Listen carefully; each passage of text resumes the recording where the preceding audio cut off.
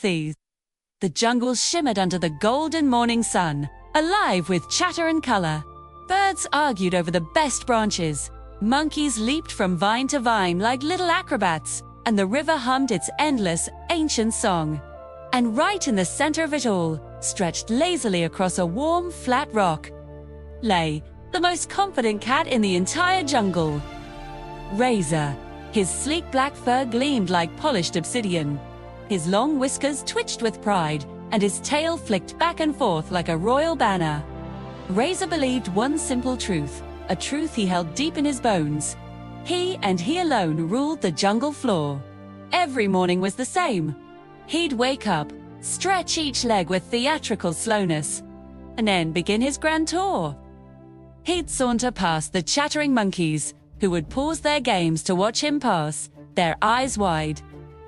He'd nod coolly at the colorful parrots, who would squawk a respectful greeting. Even the grumpy old crocodiles sunning themselves on the riverbank seemed to give him a wide berth. Razor loved this. He loved the quiet respect, the feeling of being the king of his domain. He wasn't the biggest animal, not by a long shot. He wasn't the strongest either. But he had a certain style, an undeniable presence that made everyone take notice. One day, as Razor was admiring his reflection in a crystal-clear puddle, a tiny, vibrant blue butterfly fluttered down and landed right on the tip of his nose. Stave. He froze, his emerald eyes crossed as he tried to focus on the delicate creature. He had never seen anything so fragile and yet so bold. He expected the butterfly to fly away in terror, as most small creatures did. But it didn't. It just sat there, gently fanning its wings, which glittered like tiny stained glass windows in the sunlight. Razor let out a soft, involuntary puff of air from his nose, and the butterfly was lifted into the air, dancing in the little gust he had created. For the first time, Razor felt something other than pride. It was curiosity. He followed the butterfly, forgetting all about his royal patrol. It led him on a merry chase, dipping and soaring through flowers he'd never noticed before. Weaving through tall blades of grass that tickled his ears, he pounced and played, his regal demeanor replaced by a kittenish glee. He discovered a hidden waterfall, its spray cooling his fur, and a patch of the sweetest, juiciest berries he had ever tasted. The butterfly showed him a whole new side to his own kingdom, a world of tiny wonders he had always been too proud to see. As the sun began to set, casting long orange shadows through the trees, the little butterfly finally came to rest on a large, velvety leaf. Razor lay down nearby, tired but happy. He looked around at the jungle, at the fireflies beginning to light up the twilight, and he realized something profound. He didn't rule the jungle floor. He was a part of it. The monkeys, the birds, the river. Yes, even the tiny blue butterfly, they were all part of this incredible, vibrant tapestry. His confidence was still there, but it had changed. It was no longer about being above everyone else. It was about being with them.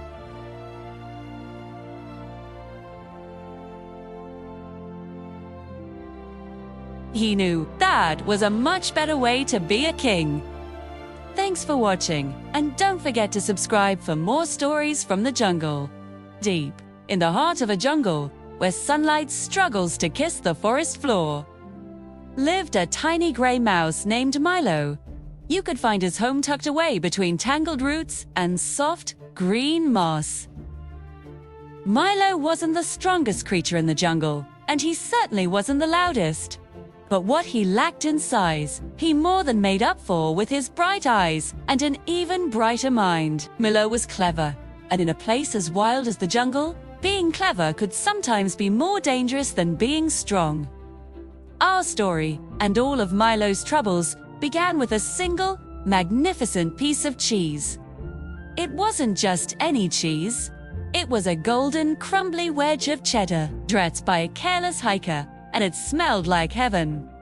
Milo found it nestled in a bed of ferns, and his heart did a little flip-flop. This was a treasure, a feast that could last him for weeks. But Milo wasn't the only one who had smelled the delicious prize. From the shadows, 3 large, brutish rats emerged. Their leader, a scarred fellow named Brutus, sneered. Well, what have we here? A little mouse with a big snack. Hand it over. Squeaky. Milo knew he couldn't fight them. He was 1, they were 3, and each was twice his size. So, his brilliant mind started to whir. Of course, Milo said, his voice trembling just enough to seem convincing. Ibishusi, this isn't just any cheese. It's a test. From the great jungle spirit. Brutus and his gang exchanged confused glances. A test? One of them grumbled. What kind of test? Milo puffed out his chest. A test of wisdom. The spirit told me that only the wisest creature in the jungle is worthy of this cheese. 2. He who can solve 3 riddles shall prove his worth and claim the prize. Brutus, who valued brawn over brains, was skeptical, but also greedy. The idea of being crowned the wisest sounded almost as good as the cheese itself. Fine, he growled. Riddles, it is, bed. If you're tricking us, you'll be our snack instead. Milo nodded, his mind racing to invent the perfect riddles. First, he announced, I have cities, but no houses. I have mountains, but no trees. I have water, but no fish. What am I? The rats stared blankly. They scratched their heads, whispered amongst themselves, and looked at the trees and the river, completely stumped. After a long silence, Milo declared, the answer is a map. The rats grumbled, annoyed they hadn't thought of it. Okay, one more, Brutus snapped, growing impatient. For the second riddle, Milo said, pointing a tiny paw towards a nearby stream. What runs, but never walks, has a mouth, but never talks, has a head, but never weeps, and has a bed, but never sleeps? This one was even harder. The rats looked at each other. Then, at the animals around them, trying to find something that fit the description. They were completely lost. Finally, Milo gave them the answer with a flick of his tail towards the bubbling water. It's a river, he squeaked. The rats groaned in frustration. They were not feeling very wise. Last chance. Brutus roared, his eyes narrowing. 4. Get this one right, or the cheese is ours by force. Milo took a deep breath. This had to be good. All right, he said. The final challenge isn't a riddle. It's a test of observation. The jungle spirit has hidden a secret mark on the one who is truly the wisest among us. Find the mark. Immediately, the 3 rats turned on each other.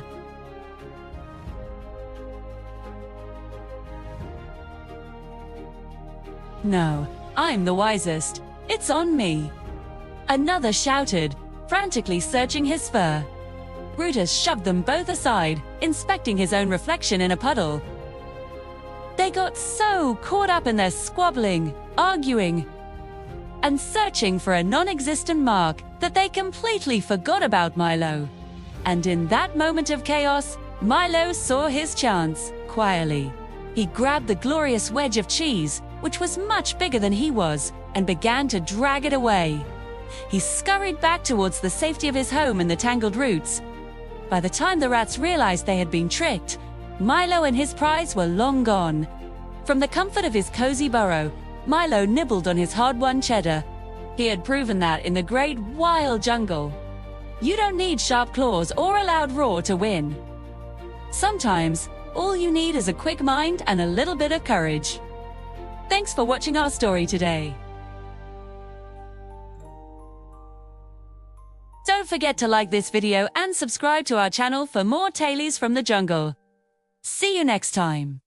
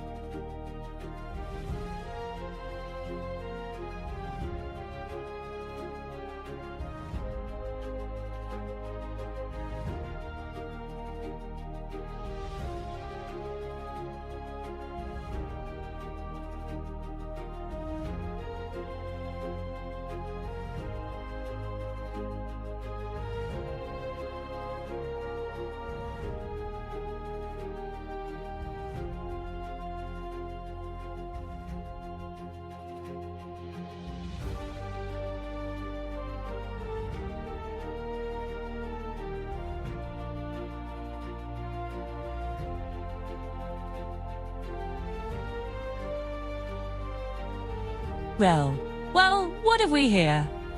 Razor's voice was a deep purr, laced with amusement and a hint of annoyance. A little crumb snatcher thinks he can challenge me.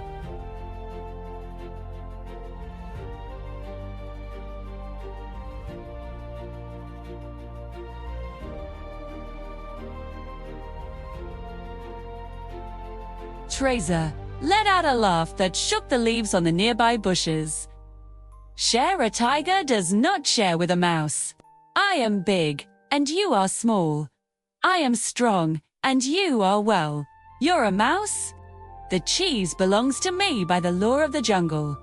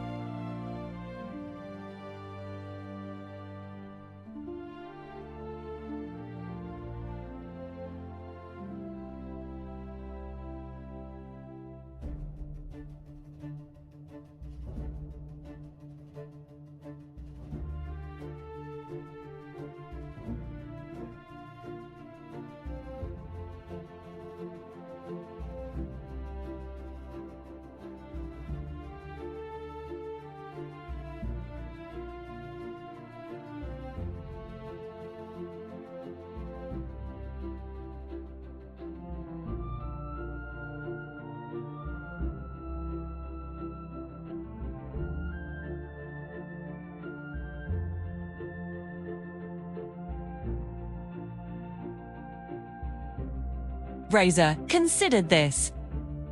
Foxy was indeed clever, perhaps too clever, but the idea of an official judgment appealed to his sense of drama and importance.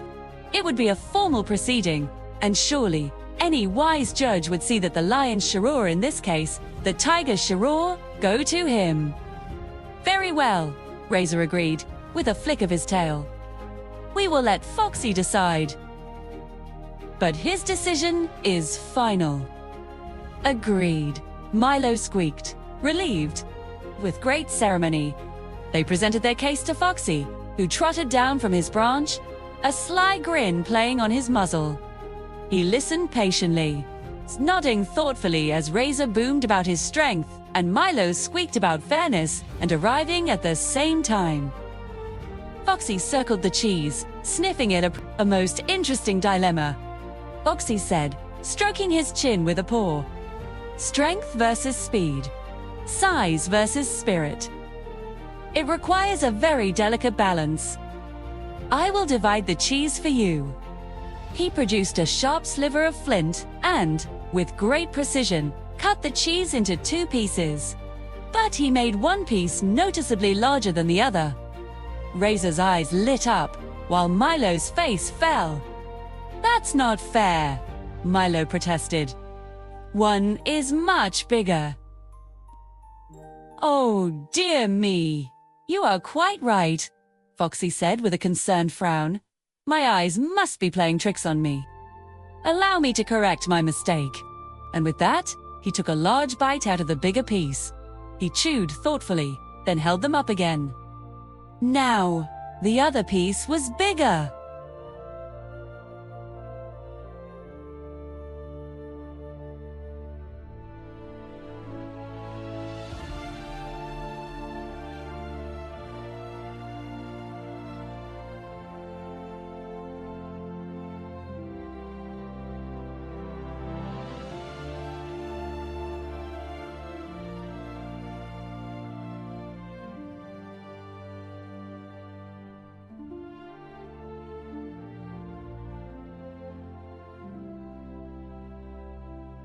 Finally, all that was left were 2 tiny, pitiful crumbs.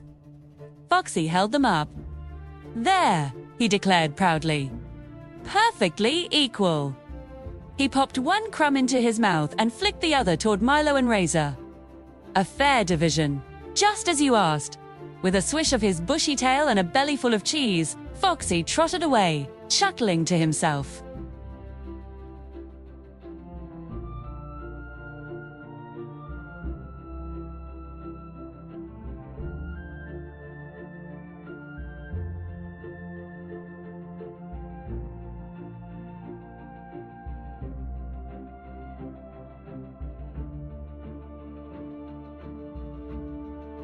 With their eyes locked, the jungle went silent.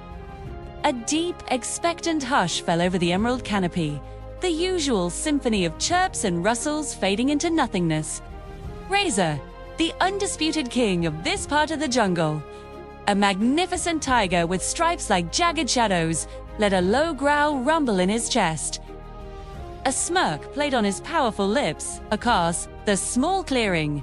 Milo, a mouse so small he was almost lost in the dappled sunlight, didn't flinch. Instead, a wide, confident grin spread across his tiny face. And just like that, with a shared look of fierce determination, the showdown began. Razor was the first to move, a blur of orange and black fury, plunged.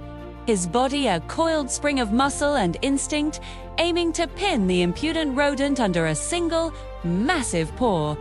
Kay was swift as lightning, a predator at the peak of his power. But Milo was something else entirely. He wasn't just fast. He was fluid. Slipped between razors, descending paws like a wisp of smoke, a fleeting shadow that was there one moment and gone the next. The tiger's attack met only soft earth and crushed leaves. Stunned for a fraction of a second, Razor spun around, a whirlwind of claws and teeth. His claws sliced through the humid air with a sharp whistle, barely missing the mouse by a whisker's width. The sheer force of his miss sent a shower of dirt flying. Milo didn't even seem to break a sweat. He dashed beneath the gnarled roots of a fallen log, a dark, twisting tunnel that Razor couldn't possibly follow.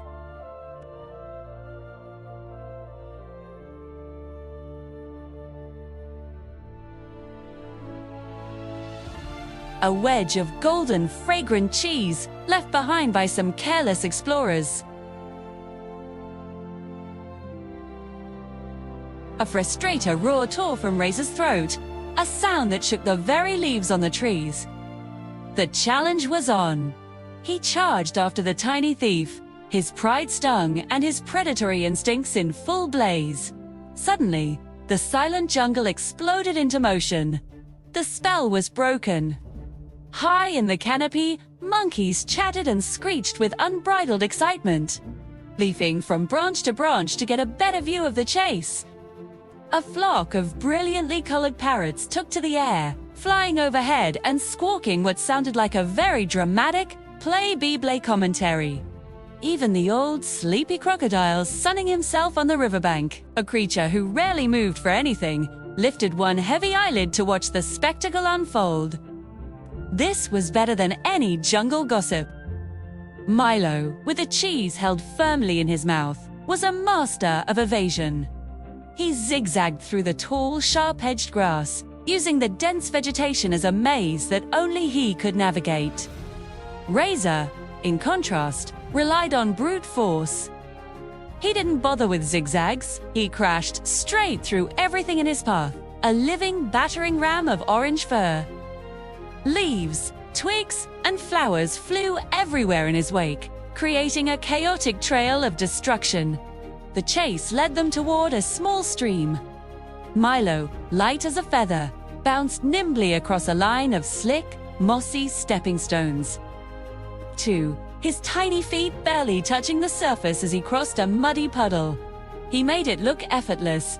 Razor, blinded by his pursuit and overconfidence, saw the stones and decided to attempt the same graceful maneuver. It was a spectacular miscalculation. His heavy paws, not designed for such delicate footwork, slipped on the slimy surface of the very first stone. For a comical, suspended moment, he was airborne, all four paws flailing wildly. Then, he landed.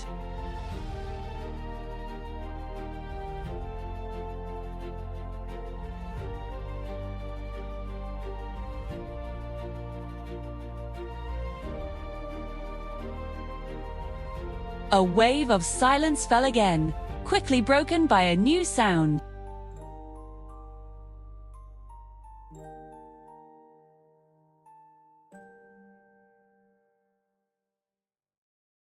Razor, covered head to tail in thick, brown mud, with a lily pad perched ridiculously on his head.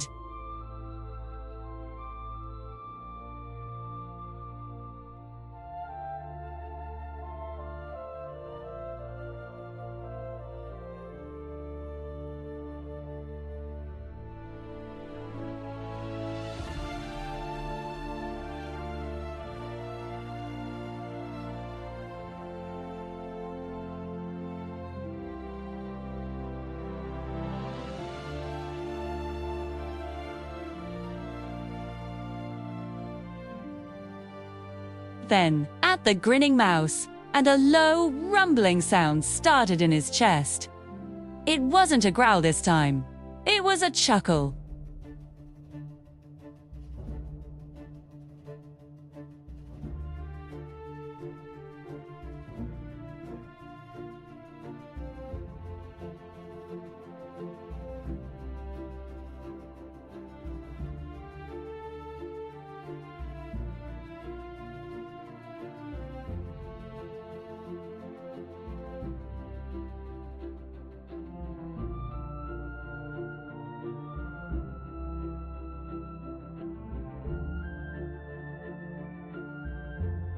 Laughter echoed from every corner of the vibrant jungle, a symphony of snickers and giggles that stung more than any thorn. Razor, the once proud tiger, dragged himself from the muddy puddle, water dripping from his whiskers and soaking his orange and black fur. He was a mess, but beneath the mud and humiliation, a fire had been lit. Size, now burning with a fierce amber glow, scanned the canopy. This was no longer a simple game of chase, a playful pursuit of a tiny mouse over a stolen piece of cheese. Oh no, this had escalated. This was about respect. This was about restoring his reputation as the king of this jungle. He knew his old approach was a failure. Charging him with brute force had only led to him becoming the punchline of the jungle's latest joke. He needed a new strategy. One that relied on cunning, not just claws. With a newfound resolve, Razor abandoned the forest floor. He leaped, his powerful muscles propelling him upwards into the dense embrace of the trees. He moved with a stealth he hadn't used in years, a ghost in the leaves. His padded paws making no sound on the thick, mossy branches. He was a hunter again, a silent predator. From his elevated perch, the world below looked different. The jungle was a complex map of shadows and light, and down there a tiny, almost insignificant dot was moving. Milo Razor's tail began to twitch, a slow, rhythmic flick back and forth. It was the only sign of the storm brewing within him. He watched. He waited. He calculated. Every rustle of a leaf, every snap of a twig, he analyzed. He measured the distance, the wind, the angle of his descent. He was planning the perfect ambush, an attack so precise, so unexpected, that Milo would have no chance to escape. This would be the move that silenced the laughter for good. Below, amidst the ferns and fallen logs, Milo's cheerful humming faltered. The air, once filled with the familiar sounds of the jungle, had grown heavy, thick with an unspoken tension. It was too quiet. The birds had stopped their singing. The insects had ceased their chirping. It was a silence that screamed danger. Milo's whiskers twitched nervously. Erna's large, sensitive ears swiveled, trying to catch any hint of what was wrong.